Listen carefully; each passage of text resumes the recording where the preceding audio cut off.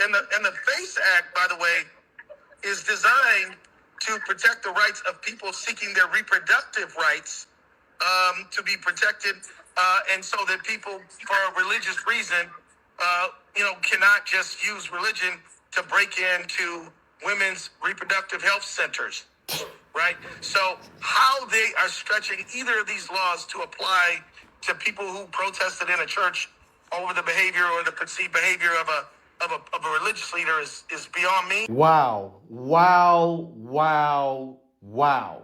That is Minnesota Attorney General who has no idea what the law says. So he knows what the law says. He's just playing games. So let me show you what the law says. Nobody is stretching this. This is directly from Congress. This is the FACE Act right here. Freedom of Access to Clinic Entrance Act of 1994, right? But that's all they are reading. Access to clinic. These people only read headlines. They don't read the law. He is an attorney, by the way. Now, mind you, this is on the first page. You don't even have to read far. Now, the only thing is, like I said, they read the headline. But if you go down here to section 3, whatever that means, 248, freedom of access to clinic entrance, and you go down to the second paragraph, it says, by force or threat of force or by physical obstruction, intentionally injures, intimidates, or interferes with, or attempts to injure, intimidate, or interfere with any person lawfully exercising or seeking to exercise the First Amendment right of religious freedom at a place of religious worship. Bro, how does an attorney not know this? That is the AG of Minnesota.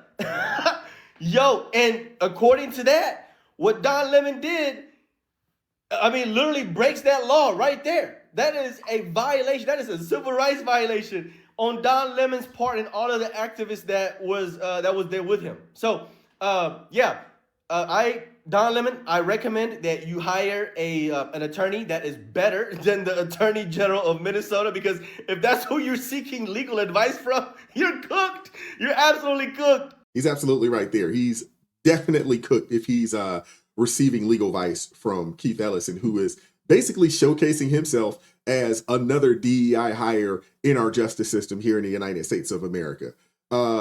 We watched the videos. I'm sure you watched the videos. Don Lemon's content convicts him. Again, I was talking about this to a family member over the weekend. You do not get to infringe upon the rights of someone else. Just because you're quote unquote calling yourself a journalist and you went into this church and you're saying that, oh, this was a journalistic endeavor. Your First Amendment right doesn't get to infringe upon someone else's First Amendment right. And again, I go back and I say it, his content convicts him. Now, I know he was out here on the circuits and things of that nature. He was saying that he just so happened to run into these folks at the airport and overheard what they were doing and was like, you know what, we should cover it. I call cat. And for the old folks out there that don't know what cat mean, that just means I'm saying this dude's lying. You're not going to tell me that you just happened to run across some people that had this quote unquote operation pull up protest. You know what I'm saying? You're just not going to tell me that. I don't believe it. I don't believe it. And if any of you guys believe that, hey, I got a bridge to sell you in a multitude of places. Matter of fact, I got one to sell you that went down about 2 or 3 years ago. Hit the like button, share the video, subscribe to the channel. I need you to listen to this lawyer who really gets into it and breaks it down. Don Lemon and the rest of those fools. They're cooked, man. Let's go. This isn't a joke, and Don Lemon should not consider this a joke. And I am a real lawyer. I practiced law for 15 years, and then I sold my law firm.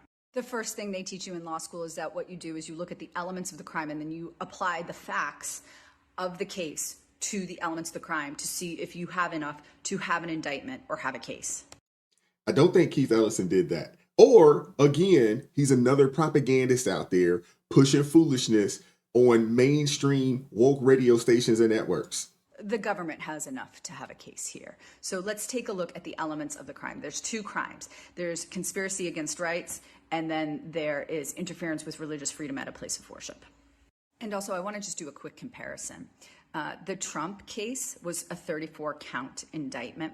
And I remember when I heard about that case, I thought, oh my God, Trump is in so much trouble. He's being charged with 34-count indictment. And then I read the indictment, and the indictment was about 14 pages, 16 pages long. It wasn't that long for 34 counts. I thought it was a really weak indictment, and they got a conviction on him. So this is a 14-page indictment with a lot of facts that apply to just 2 counts, just to give you a comparison. So the elements. Yeah, that says a whole lot. 34 counts, there's only 14 pages. 2 counts, 14 pages.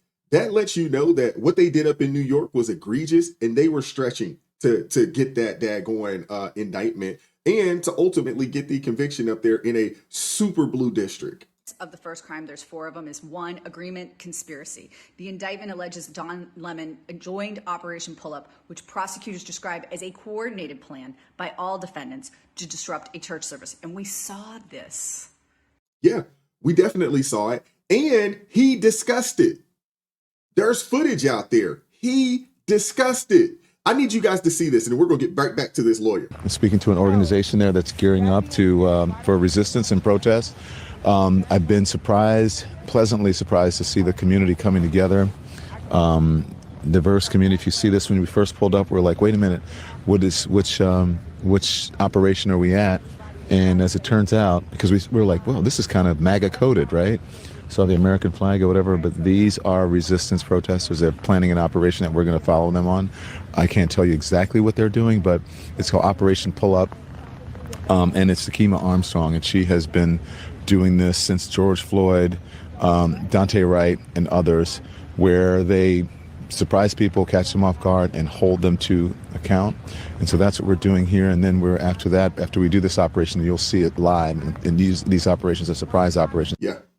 You're not going to tell me that he didn't get a call. It's just not happenstance that he just happened to pull up on this. Stop it, sir. We don't believe it. On video. Number 2, there was a federal right involved. Obviously, religious freedom is a federal right. Number 3, there was knowing participation. And we know this because Don Lemon live streamed it.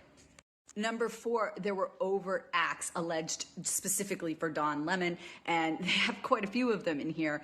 They were live streaming while taking steps to hide operational details. Number 2, driving to the church and instructing others not to give anything away. Number 3, entering the church with the group. Number 4, commenting on frightened congregants on the live stream. Number 5, acknowledging the whole point was to disrupt. Like, he puts his intent in there. I said that. His content convicts him. I said that. Number 6, approaching and surrounding the pastor with others. That's it. That's all they need to prove that first crime. The second one was interference with religious freedom at a place of worship. And I don't even know if I have to read you these elements to prove that, but there are 6 elements. Number 1, the defendant used force, threat of force, or physical obstruction. They stood in the door. They wouldn't let people leave. They surrounded the pastor with others, blocking movement. Were they using intimidation? That's number 2. Intentionally injured, intimidated, or interfered with someone. Again, we can see that Don Lemon approached the pastor, had questions in close proximity. He told his audience that it was a traumatic and uncomfortable experience. Number 3, a religious worship was in progress. Number 4, a bodily injury requirement. Number 5, aiding and abetting. Now, actually, I want to go back to number 4 real quick. I think this one's a little more difficult because I don't know who sustained bodily injury. They say that one congregant did, but that's all they need to satisfy that element. And number 5, aiding and abetting. For aiding and abetting liability, prosecutors point to traveling with the group, participating in the disruption, live streaming to amplify the event, coordinating in secrecy, blocking exits, and approaching the pastor. So there you go. This is all on video. You don't even have to interview witnesses. We could just watch the videotape and call it a day. I'm actually surprised there's not some false imprisonment charge here because they didn't let anybody leave. I don't know if there is a federal false imprisonment charge. Don Lemon's cooked. Like I said, his content convicts him. But y'all already know what time it is. The people on the left, the mainstream media, so forth and so on, they're lifting this dude up. And it's like, he's just a victim and so forth and so on. He's just some lowly journalist that was just out here, just doing journalistic work. Nope. Nope. He going to jail with the rest of these fools that infringed upon the rights of these people. He has children on that live stream. I hope the parents of these children sue the pants off of this dude. This is outrageous. What him and the rest of these folks, especially that Nakima lady, they all need to go down for this. An example needs to be set. But I want you guys to check out this lawyer here trying to defend him on the Jen Psaki. They didn't do it just in the way you're supposed to. They wanted it to be terrifying. They wanted it to be intimidating. They wanted it to create fear. So he lives in New York. It's not Minneapolis. He's going to Los Angeles to do his job, which is to cover, in this case, the Grammys this weekend. They wait until he's in Los Angeles. That's not enough. They waited until 11:30 at night when he was coming back for doing what he does. Can I ask you guys a question? When did law enforcement become the convenience enforcement? Seriously. They wait until it's safe for them to apprehend criminals. That's what they wait for.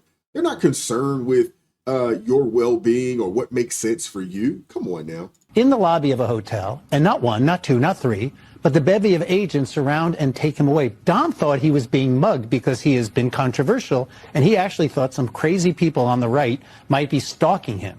Can I pause just for a moment? Because I think it's so... We're not even like that, bro. We're not. That is definitely the behavior of the left. Important for people to hear this. We just showed Georgia's video. How many agents surrounded him in I'm the trying lobby? to count right now, but let's put it this way. It's more than the one that would have been necessary to do it the right way. And they're cloaked, and they're protected, and they're armed. This is to somebody who's not a threat, doesn't have a criminal record. He's not Maduro in Venezuela that you have to snap out. You basically have heard from his attorney, and they don't care about any of that. So they take him away. And that's what happened. But they didn't just take him away. Remember, they didn't just stalk him in Los Angeles. They did it at 11:30 at night, so they knew that he'd have to spend a night in jail for no reason whatsoever. But they did that on purpose. Oh, poor Don committed a crime and had to go through the process that the regular peons here in the United States would have to go through if you committed a crime. Poor him. Come on, man. Miss me with all of that. As well. I also want to ask you about the situation in Minnesota. Just this week, Don Lemon was arrested. The journalist Don Lemon was arrested along with another independent journalist. And this was despite the fact that a magistrate judge in an appeals court refused to approve the request. And the chief federal district judge, Patrick Schultz, wrote that there was no evidence that Mr. Lemon engaged in any criminal behavior or conspired to do so. So when do you believe that Mr. Lemon crossed the line from reporting on what was going on to criminal activity? Conveniently missing from what you just showed, George, is the appellate court and a judge on the appellate court who said just a few days later there was clearly probable cause and it wasn't even a close question. So, and by the way, a grand jury, which is what our system has set up to determine whether probable cause exists, concluded that there was probable cause. That indictment is now public. Everybody in this country can pull it up and read for themselves and see what the grand jury found that Mr. Lemon did. I am not going to comment on the charges specifically because it's not appropriate, but it's interesting that we talk about the First Amendment right. You have a right of freedom of religion, which is just as important as any other right that we have. And George, I don't know if you've watched the videos or read the indictment about what it's alleged that Mr. Lemon did, but if anybody in this country thinks that is, quote, independent journalism, I would like to have a conversation with you. Now, he's obviously has a very good lawyer. He can raise defenses in court to the extent he wants to, but nobody in this country should feel comfortable storming into a church while it's ongoing and disrupting that church service and thinking that we're just going to stand by and let that happen, because there is a statute that does not allow that to happen. It doesn't matter if you happen to be a former CNN journalist. It doesn't matter if you're a rioter. It doesn't matter if you think you're peacefully protesting. You are not allowed to do that. Absolutely right. And I've been saying this for quite some time on this channel. You can't, no one's above the law, one. But you just can't infringe upon people's rights just because you call yourself a journalist. And again, I said it earlier in this video, this dude's content convicts him and the rest of these fools that jumped out there and did this. It convicts the rest of them. And I don't have any sympathy for them. And I understand that the elite, especially the journalist class, they take care of their own.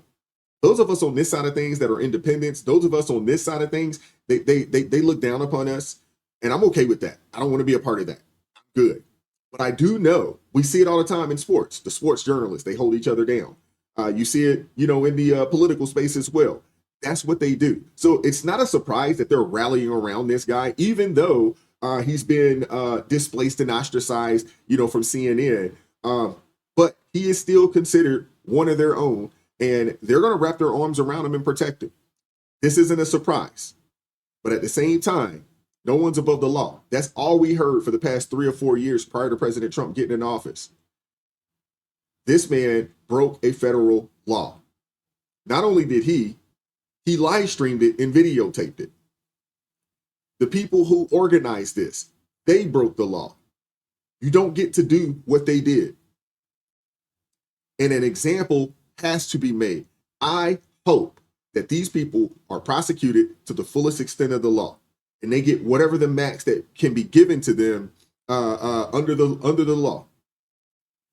Just to set an example, to let it be known that you can't infringe upon people in their places of worship.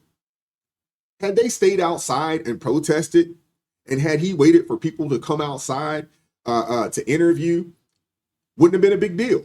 But the fact that they walked into a church during worship service and caused a ruckus, live streamed it, yelled and screamed in children's faces, videotaped children without the consent of the parents, and you live streamed it for the world to see, dude's got to pay the price, man. There is a special place in hell for people like this, man. These people should be ashamed of themselves. And the sad part about it, he has no shame about it. That's what's really sad, disgusting, and disturbing.